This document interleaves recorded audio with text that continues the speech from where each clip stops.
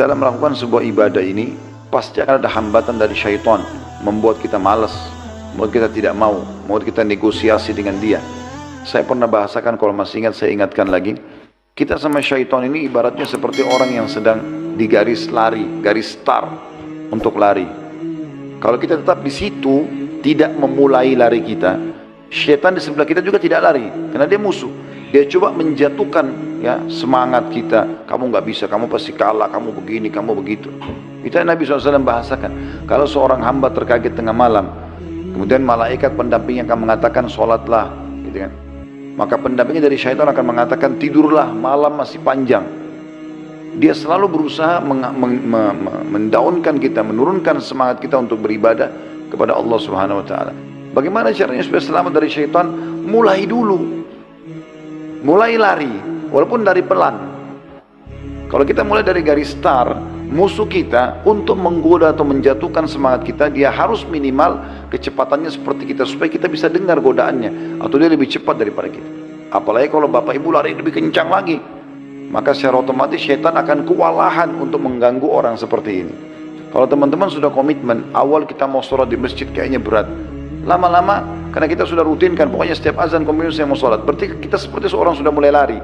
Syaitan kewalahan untuk memberhentikan itu, akhirnya dia pindah ke tahap yang setelahnya saja, membuat kurang khusyuk sholat, karena ini sudah nggak bisa lagi diganggu sama dia. Kita sudah berlari dalam masalah sholat itu. Coba terapkan dalam semua ibadah kita, maka Allah pun akan mendekatkan diri kepada kita sebagaimana hadis tadi menjelaskan. Jadi sedikit upaya, Allah akan balas dengan banyak. Hadis yang selanjutnya nomor 26, hadis sahih dari Syuraih, dia menuturkan, aku mendengarkan salah seorang sahabat Nabi alaihissalatu radhiyallahu anhu, sahabat Nabi tidak disebutkan namanya, didengarkan dari Nabi sallallahu alaihi wasallam, qala Allah taala ya ibn Adam kum ilayya amshi ilaik wamshi ilayya uharwil ilaik. Hadis ini sahih riwayat Ahmad. Allah taala berfirman, wahai anak Adam, bangkitlah menuju kepadaku, ayo mulai dekatkan diri kepadaku. Mulai sholat malam, mulai berzikir, mulai berdoa, mulai membaca Quran, mulai dulu. Hai anak Adam, bangkitlah menuju kepadaku, niscaya aku akan berjalan kepadamu. Kau baru berdiri, aku sudah berjalan kepadamu. Berjalanlah menuju kepadaku, niscaya aku akan berlari kepadamu. Jadi Allah lebih berikan banyak sekali manfaat-manfaat kepada hamba yang seperti ini. Mendekatkan diri kepada Allah itu nikmat, teman-teman sekalian, nikmat sekali. Tapi tidak akan dirasakan kenikmatannya kalau teman-teman masih membuka pintu-pintu pelanggaran. Jadi yang paling pertama Allah angkat dari seorang hamba yang rajin ibadah, kalau dia berbuat maksiat, hilangnya kenikmatan ibadah itu. Jadi kalau teman-teman sudah mulai istighfar, bertobat kepada Allah, kemudian kita sholat malam, kalau teman-teman masih rasa, kok saya nggak khusyuk ya, masih ada dosanya, coba istighfar, bertobat kepada Allah lagi, lanjutkan istighfar sampai 100 kali, mohon ampun kepada Allah, bersedekah niat supaya Allah maafkan kesalahan kita misalnya. Nanti sampai pada sebuah titik kita nikmati sekali sholat malam itu. Bangun tiba-tiba, kita nggak jadwalin pun jam 3 bangun. Rasanya ngantuknya hilang, semangat ingin sholat. Kalau kita terus kerjakan, tangkap sinyal itu, kita mulai sholat, mulai kita ibadah, maka nanti akan muncul ya banyak ide di satu ibadah itu. Misalnya sholat malam, tiba-tiba muncul ide, tadinya kita cuma baca inna ataina wal asr tabbat yada, kita mulai baca surah-surah lebih panjang. Nanti akhirnya terprogram, kalau sudah jalan sebulan, 6 bulan kita mulai baca, saya mau sejuz 1 malam deh. Bahkan fatwa sebagian ulama, khusus sholat sunnah udah boleh pegang mushaf. Kalau sholat sunnah kita pegang misalnya handphone yang ada Al-Quran, atau kita pegang Quran. Kalau di masjid biasanya itu imamnya ditaruh Quran besar depannya kalau Ramadan, supaya dia baca 30 juz Al-Quran 1 malam 1 juz. Tapi di sholat sunnah ya, sholat wajib tidak ada fatwa masalah itu. Itu untuk memudahkan, misalnya kita karena sudah biasa sholat malam, nanti kita muncul ide di satu ibadah sholat malam itu, mulai membaca 1 juz Al-Quran, nanti sampai tidak disangka kita akan baca banyak sekali. Kata Abdullah bin Umar radhiyallahu anhu, saya pernah sholat malam bersama Nabi SAW. Begitu beliau sholat di masjid, saya datang. Lalu kemudian saya ada di sebelah kiri beliau, lalu beliau pindahkan saya ke sebelah kanan. Kemudian mulailah beliau membaca. Awal dari Al-Fatih beliau membaca Al-Baqarah. Saya berpikir beliau akan menutup atau ruku dengan 100 ayat pertama. Ternyata beliau sambung. Saya berpikir beliau akan berhenti di 200 ayat yang ke-200, ternyata beliau sambung. Saya berpikir nanti selesai Al-Baqarah beliau akan ruku, ternyata beliau sambung. Beliau baca Al-Imran, lalu beliau membaca 100 ayat pertama. Saya pikir beliau akan tidur. Lalu kemudian beliau lengkapkan ayat ke-200 dari Al-Imran, karena 200 ayat.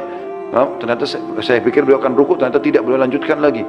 Terus beliau lanjutkan ayat-ayat surah An-Nisa, surah Al-Ma'idah, baru beliau ruku, gitu kan. Bagaimana Nabi SAW bisa membaca sebanyak itu? Karena beliau memang sudah menjiwai ibadah itu, sehingga tidak lagi terasa. Bahkan dalam sebuah athar disebutkan Utsman bin Affan radhiyallahu anhu itu mengkhatam 30 juz Al-Quran di rakaat terakhir witir. Yang biasa Bapak Ibu baca Qul Huwallahu Ahad itu, Utsman bin Affan baca 30 juz. Bagaimana bisa Ustaz? Ya itu kuasa Allah. Kalau kita sudah rutin kerjakan, Allah berkahi, Allah mudahkan. Sebagaimana Bapak Ibu di sini kalau tidak biasa sedekah, kecuali cuma 2.000, 5.000 itu pun masih nego sama syaitan. Kayaknya masih besar tuh, ya deh gak usah, gitu kan, gak jadi. Maka gak akan sedekah 1 juta, gak akan sedekah 100 juta. Tapi ada orang memang sudah jiwanya dia mau lakukan, Allah dekatkan diri juga kepada dia karena dia mau, maka terbuka pintunya. Ada satu jemaah saya, Masya Allah, sampai dia mengatakan, Ustaz saya ini seperti orang ketagihan dengan sedekah. Kalau gak sedekah sehari rasanya ganjil. Dan kalau sedekah luar biasa, sedekahnya 1 miliar.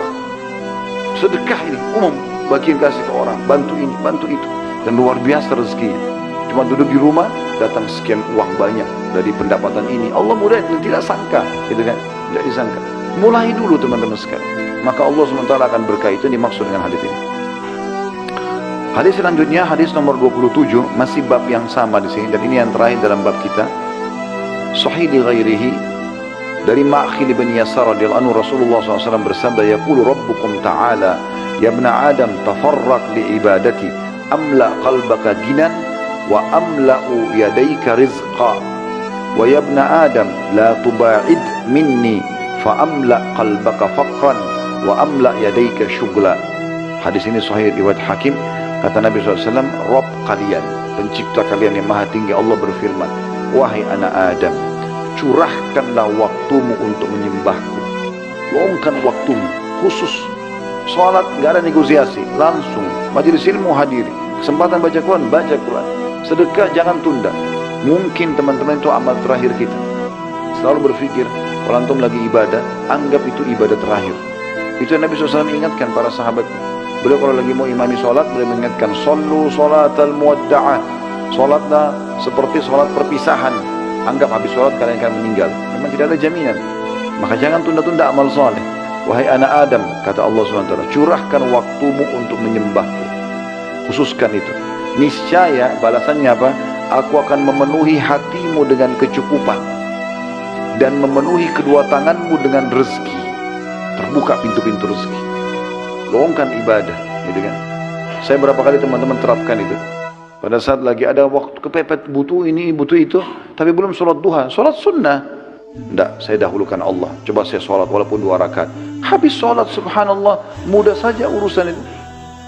Jadi kita dahulukan Allah SWT, Allah mudahkan urusan dunia kita ini. Mudah semuanya kok. Dan rezeki tidak disangka-sangka teman-teman. Allah SWT bukakan, ini jaminannya. 2 hal. Allah penuhi hati kita dengan kecukupan, selalu merasa cukup dan puas. Dan juga Allah penuhi kedua tangan kita dengan rezeki. Sebaliknya, wahai anak Adam, janganlah menjauh dariku, sehingga aku akan memenuhi hatimu dengan kefakiran. Biar banyak fasilitasnya, kurang terus. Dan memenuhi tanganmu, kedua tanganmu dengan kesibukan. Artinya kau bekerja susah payah, tapi ternyata tidak akan bisa memberikan manfaat apa-apa. Enggak memberikan hasil yang maksimal. Padahal hanya dengan sedikit berusaha saja, Allah SWT sudah berikan kepada kita banyak sekali manfaat. Ya, seperti itulah.